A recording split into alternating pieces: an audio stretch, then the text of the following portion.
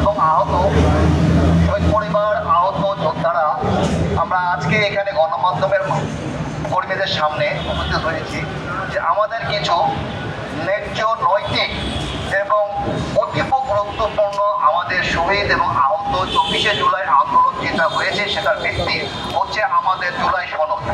এই সনদের বাস্তবায়ন এখন পর্যন্ত আমরা কোনো দৃশ্যমান দেখিনি। বিভিন্নভাবে তাল বাহানার মাধ্যমে আমাদের এই জুলাই সনদটাকে প্রশ্নবিদ্ধ করছে, শুধুমাত্র সংবিধানের দোহাই দিয়ে।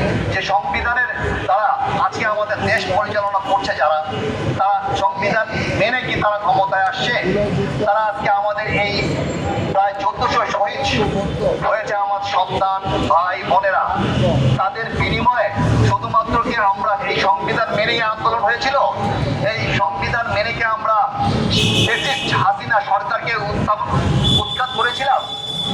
এগুলো যদি আমরা না করে থাকি তাহলে আজকে এই সংবিধানের দোহাই দিয়ে গণভোটকে প্রশ্নবিদ্ধ করছে, জুলাই সনদকে প্রশ্নবিদ্ধ করছে কেন?